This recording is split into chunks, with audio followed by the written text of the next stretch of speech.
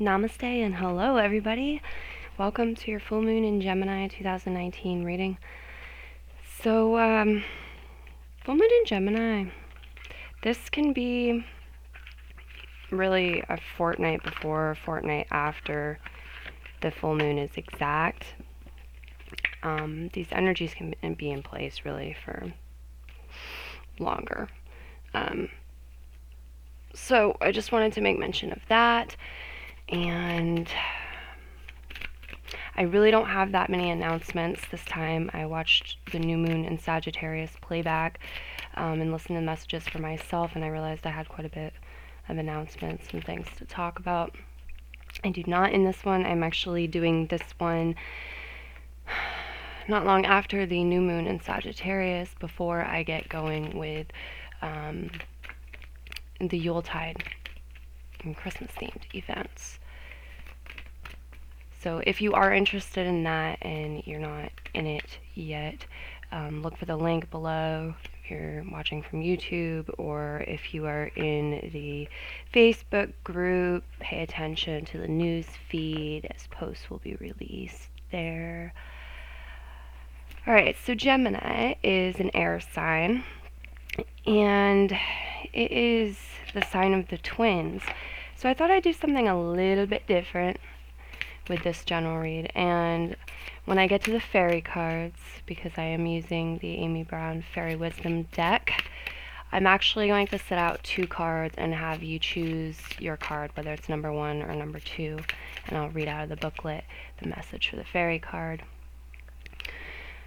Alright, because it's an air sign, I also chose to use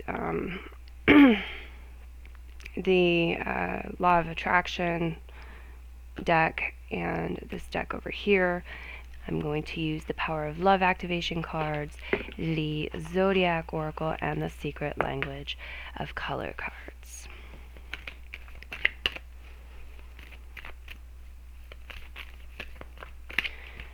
Gemini full moon 2019 general reading. Let's get these out on the table right away. Aquarius, the 11th house, and Venus in reverse.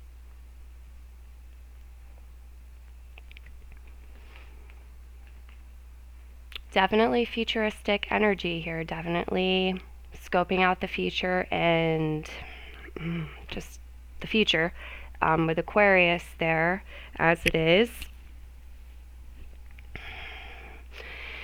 I think this is, shifts and seeing things differently too, in a different light with a new perspective. It's moving out of the past, the present, into the future, perhaps with some planning or mental work for some people. Venus is showing up reversed, so there's a look, I think, at where we are now currently experiencing blockages, imbalances, disharmonies with our values, and especially what we want for ourselves and maybe to see in the world too, or in our communities, for the future, for humanity. This can also relate to love relationships and business and finance and money. So we could be having innovations and breakthroughs, sudden changes, disruptions, epiphanies, moments of clarity and awareness on these topics and how to move forward and through any stagnation. So that's really wonderful. I'm tempted to draw more zodiac cards. Let's see what we have we have the Wisdom card from the Square deck. Okay, and its message is treat everyone and everything with love and compassion. When you see no difference between the sacred and the profane, the saint or the sinner, that is the ultimate wisdom. This is about stepping out of our ego mind, or stepping out of being in a place of judging others, judging ourselves, judging situations, good, bad, right, wrong, and really releasing ourselves of a certain level of burden in order to rise to a higher consciousness, and higher wisdom, where we can remain neutral or impartial, or just coming from a place of love and compassion and acceptance.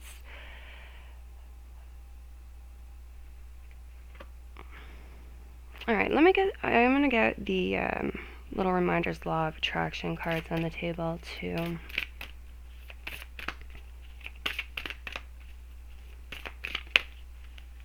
So Gemini, in tarot, for a minute, I'm going to go into tarot. So in tarot, Gemini is represented by the Lover's card.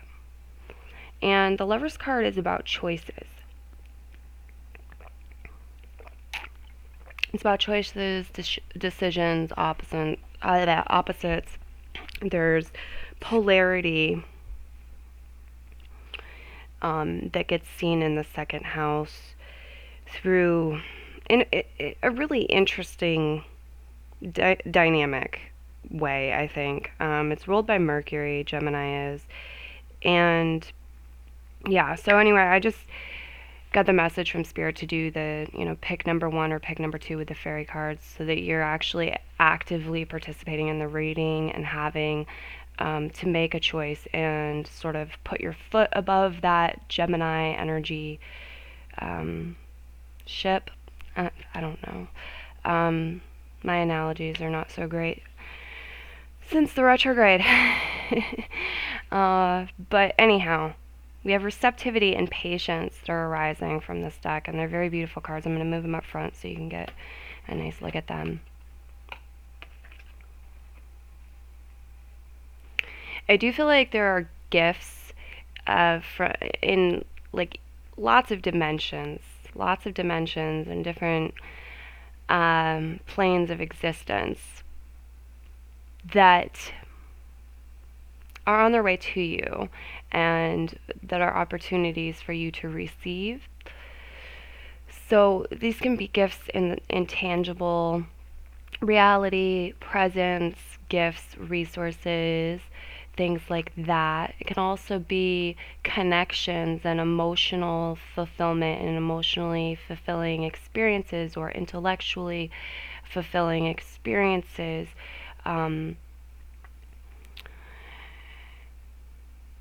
And it's just very unlimited and expansive energy here. And what I do see the potential there's a potential with the human mind for impatience to occur as a reaction to sensing the subtle vibrations of this new energy, of these new gifts, of this new abundance and prosperity coming to you, because it changes what you're subconsciously and superconsciously sensing around you. It changes the energy of what is around you, and there can be a certain sense of anxiety or impatience that arises from this. There can also be like an eagerness and excitement too that can become impatience. And the thing about the impatience is it's not a judgment thing of like good or bad. It's just a law of physics type thing, that if you get too impatient and start putting out an energy of grabbing for what you want, or chasing what you want, your dreams or these gifts coming in, you can kind of energetically spook them away, scare them away. So this reminder to have patience is very powerful, and I think important alongside this receptivity card. Okay, they each have affirmations. I'll read to you now. Receptivity says, I am open in my heart and mind to receiving the blessings that I deserve. And the patience card says, I am patient, persistent, and disciplined in pursuing my goals.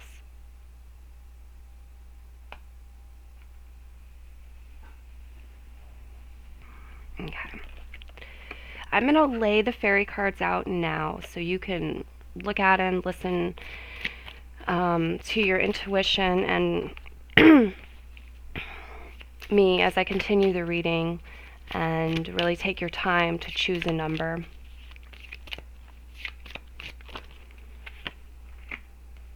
That is the first card. We're going to call this number 1. And back here will be number 2. So next up, I'm going to draw a few color cards. Follow up with more of the energetic, emotional cards. If that makes sense. I don't know. These ones really, to me, connect into like the air element,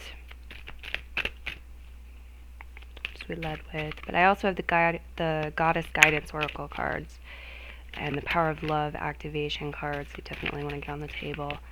So here we go. Color cards for the Gemini full moon general reading, please. What colors and messages want to come forth for us? Aqua, experience peace and calm. Violet, create a balanced life. And turquoise, awaken your empathy.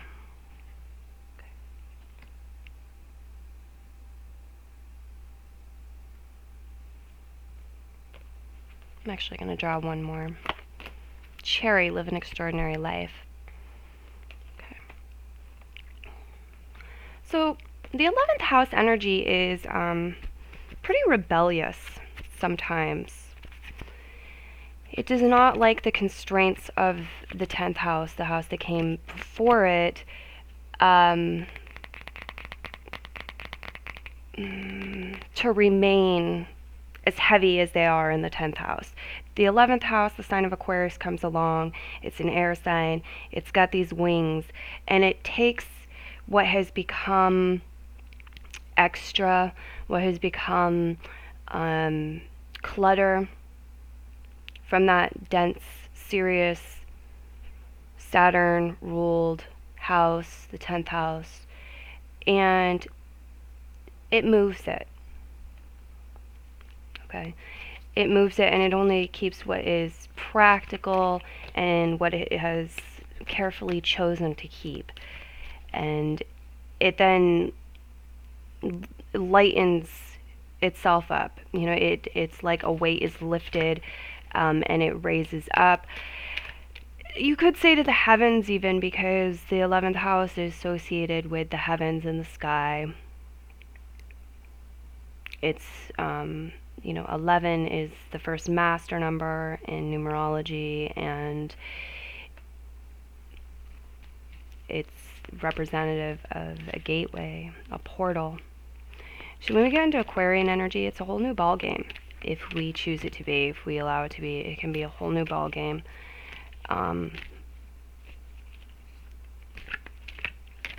So, there is a message here, I think, from Spirit to, if you so choose to, do resolutions or planning for 2020, or, reflection or shadow work or any of that. Looking at how you can improve your life, and you don't even have to wait until 2020. This is talking about in December. Maybe it's how can you have a better Christmas than last Christmas, or, something like that. How can you have a better day than yesterday? I'm getting the message from the guides to avoid ripping yourself off.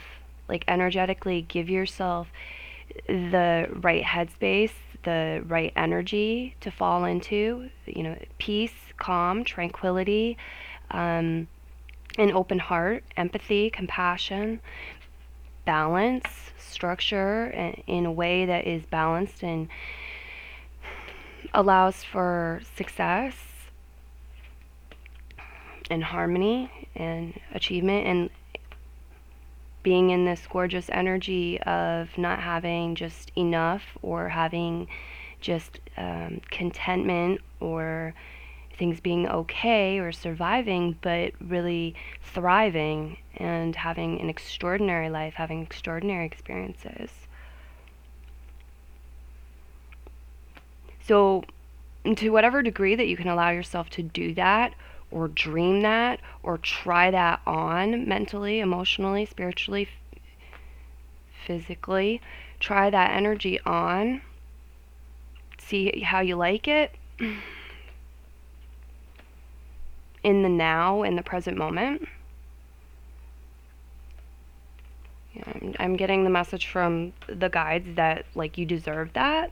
Please allow yourself to do that. Sometimes you can get really busy. Life can get really busy, and sometimes we get really focused on external things and others and serving others, and we forget to, or we don't make time or don't feel like we have time to reflect or listen to ourselves or be honest with ourselves or dig a little bit deeper into not just what we desire, but the realities of why we are blocking ourselves off from having it, why it's perhaps in our future, but it's not now. Okay, we have worthiness too, if I was going to draw another one, so I guess I will. We have worthiness looking up at me from the Little Reminders Law of Attraction deck. And it reads, I feel worthy and have very special talents that will help me to achieve my dreams.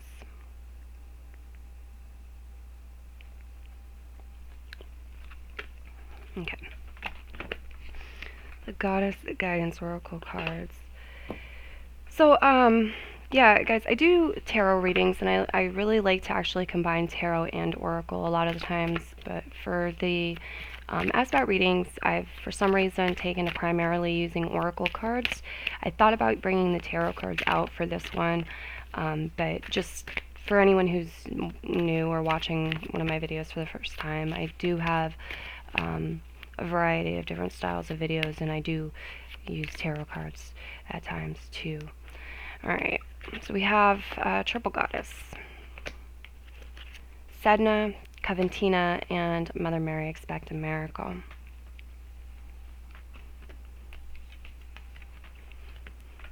Butterfly Maiden Transformation.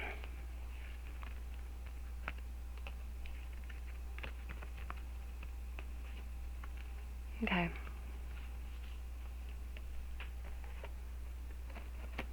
Triple Goddess, and I decided to pull a Clarifier Goddess card for the Mother Mary card because it came up reversed. I don't really pay any attention to that with the Goddess deck. They're always right side up. So we have Sedna, Infinite Supply. We have Coventina, Purification, Mother Mary, Expect a Miracle, and Butterfly Maiden, Transformation. So there's this transformation going on, of purifying, kind of a rinsing away of old stagnation or, outdated stuff, clutter, emotional, mental, physical, energetic, and the transformation could vary quite a bit from person to person, but we are getting ready to enter a new decade. Okay, so collectively we have enormous change going on. We all do. Holding the energy of faith and believing in blessings and prosperity and miracles and solutions and infinite supply helps welcome it to us when it's trying to reach us energetically. Right? And then there's also this step of the purification, of making room for it, mentally, emotionally, energetically, or physically, a combination thereof. So we have cause and effect heart card here. We have humility, and we have priorities. I think because the moon is full in Gemini, there's have to be something going on with the data that we have, the information that we have gathered. It could be over this past year, or it could be a month, or it could be our lifetimes. So for some, it could be sort of an inventory going on through your higher self and your superconscious. You may not even really be aware that it's going on, but it is as part of the transformation here. Or you could be doing it yourself, consciously, doing a reflection. And there could be like a sorting of this information going on, a releasing of unneeded information or things that we don't really need to store in our etheric body or our mental body, our emotional body. We don't really need to carry with us. We've learned the lessons and we can kind of release some of that. I think there's some of that going on. And also maybe a little bit of adjustment into where we're going to hold our energetic selves, where we're going to hold ourselves energetically in space-time while we experience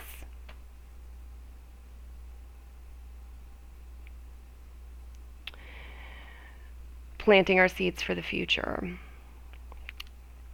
understanding cause and effect as it's occurred past, present, future, as we set our goals, our aims. Okay.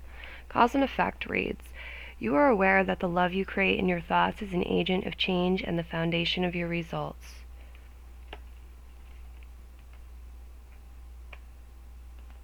Humility reads, you have developed the loving awareness that you and everyone else are the same, but on different paths. And priorities reads, you understand the paramount importance of manifesting love in all situations.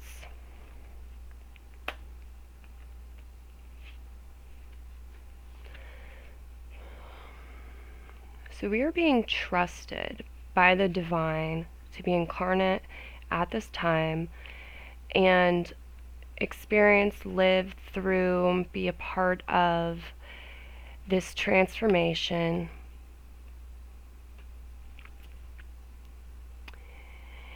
And this full moon is very intellectual. It is very intellectual and very mental.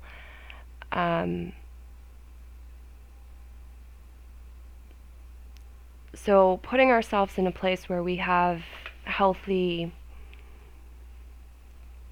everything, really, as best we can, healthy balance and harmony.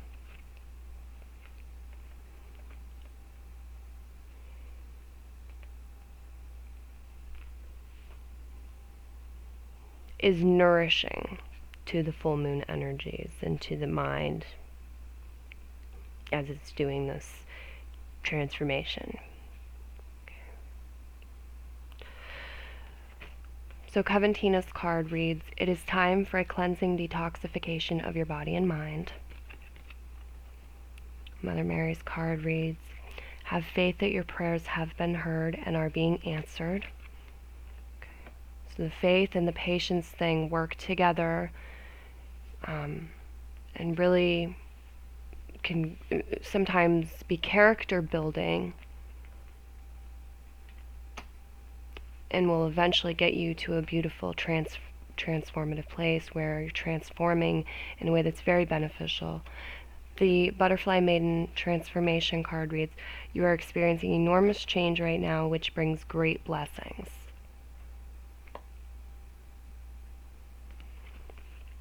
And Sedna Infinite Supply reads, you are supplied for today and all of your tomorrows.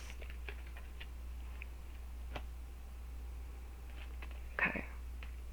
So now we'll take a look at the fairy cards.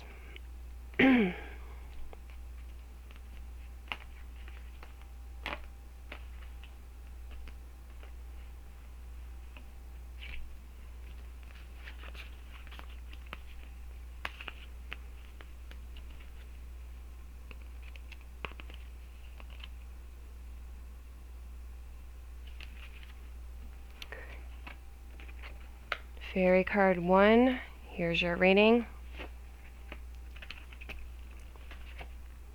Birth of Magic is your card. Just give me 1 minute to find it in the book.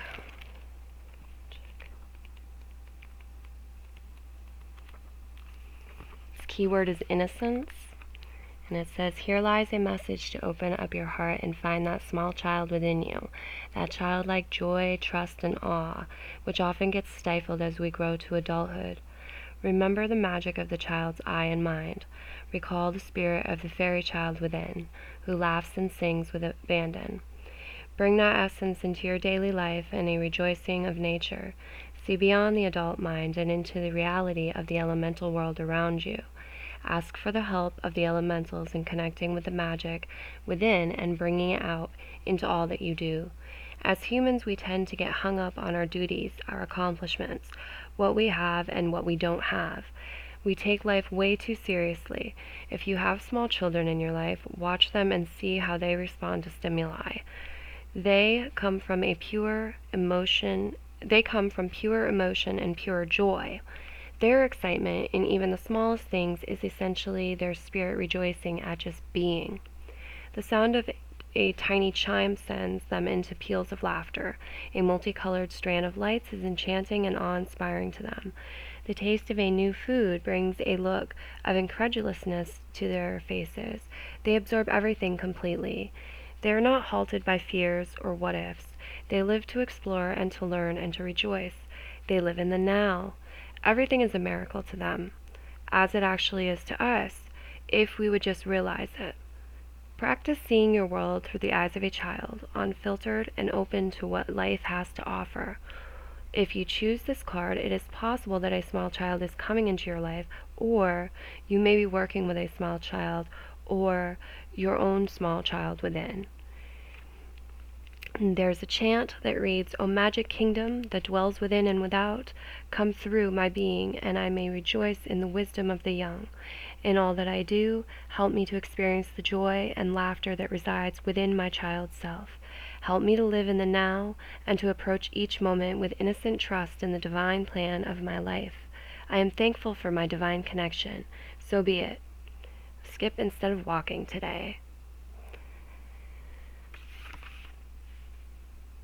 So you have motion and laughter and joy and forward movement and all kinds of great forward moving transitional mental energy upon you. The fairies probably said it best, or the book for the fairy card probably said it best, pile 1. If you're deciding to listen for both piles, then I'm going to keep talking, but if not, thanks for viewing the reading. You know where to leave a comment if you'd like to, and I hope to be doing some more readings for you soon. Happy full moon in Gemini. Bye-bye. Those of you who chose pile 2, here's your card. It is winter. Okay. Yeah, the picture is actually horizontal on this card, so I'm going to turn it that way.